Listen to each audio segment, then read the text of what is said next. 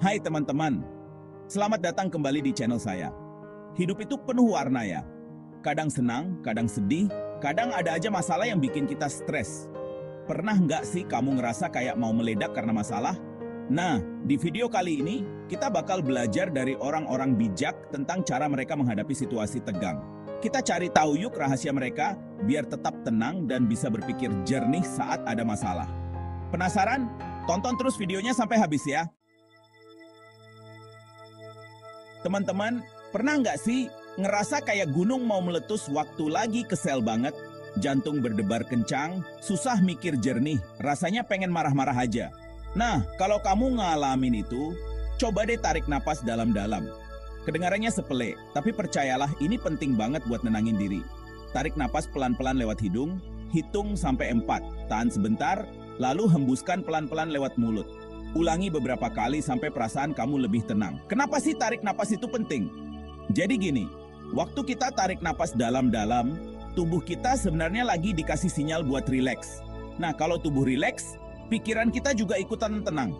Pikiran yang tenang itu ibarat danau yang jernih, bikin kita bisa melihat masalah dengan lebih jelas dan menemukan solusi terbaik. Ingat ya teman-teman, tarik napas dalam-dalam itu bukan cuma olahraga pernapasan, tapi juga latihan buat ngendaliin emosi. Makanya kalau lagi marah, cemas, atau frustrasi, coba deh berhenti sebentar, tarik napas dalam-dalam dan rasakan ketenangannya. Kamu pasti kaget deh, ternyata hal simple kayak gini bisa bikin perubahan besar.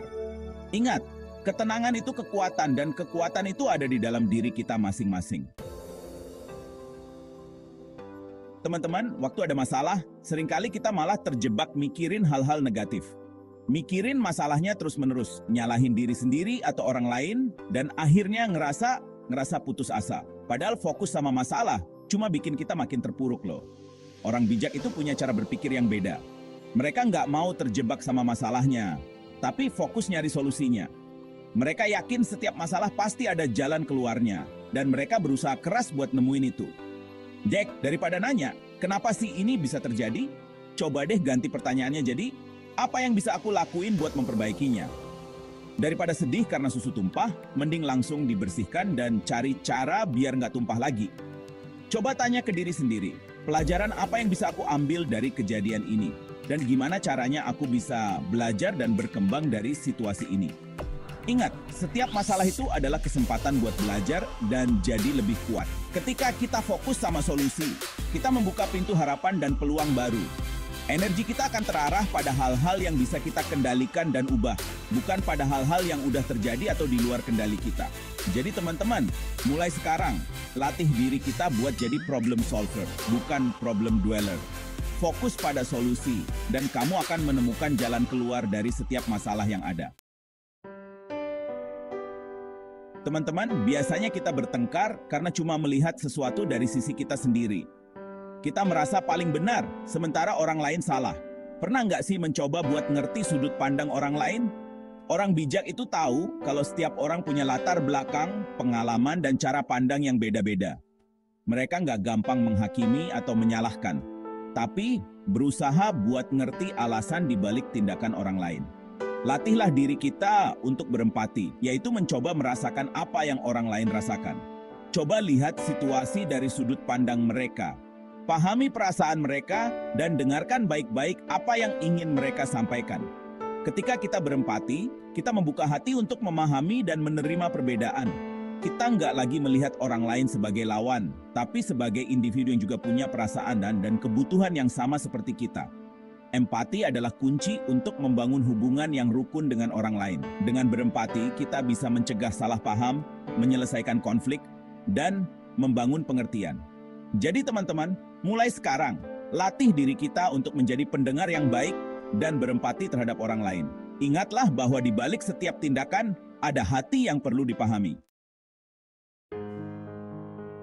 Teman-teman, pernah nggak sih nyesel karena udah keburu ngambil keputusan waktu emosi lagi memuncak? Emosi yang tinggi kayak marah, kecewa, atau sedih bisa bikin kita susah mikir jernih dan akhirnya bertindak gegabah. Orang-orang bijak tahu kalau emosi lagi tinggi-tingginya, itu bukan waktu yang tepat buat ngambil keputusan penting. Mereka akan nenangin diri dan menjernihkan pikiran dulu sebelum bertindak. Kalau kamu lagi nggak stabil, jangan ragu buat minta waktu untuk nenangin diri. Bilang aja, maaf, aku butuh waktu sebentar untuk nenangin diri sebelum kita lanjut ngobrol. Gunakan waktu itu untuk melakukan hal-hal yang bisa bikin kamu lebih tenang, kayak tarik napas dalam-dalam, meditasi, dengerin musik yang menenangkan, atau jalan-jalan sebentar. Memberi jeda pada diri sendiri saat emosi lagi tinggi-tingginya adalah bentuk menghargai diri sendiri dan orang lain. Ini bisa mencegah kita untuk mengatakan atau melakukan hal-hal yang bakalan kita sesali di kemudian hari. Ingat, teman-teman, kesabaran adalah kunci. Beri waktu pada diri sendiri untuk memproses emosi dan berpikir jernih sebelum mengambil keputusan.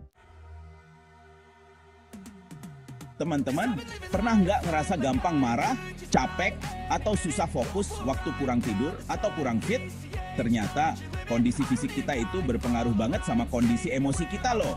Orang bijak itu paham pentingnya menjaga kesehatan fisik dan mental untuk menjaga keseimbangan emosi.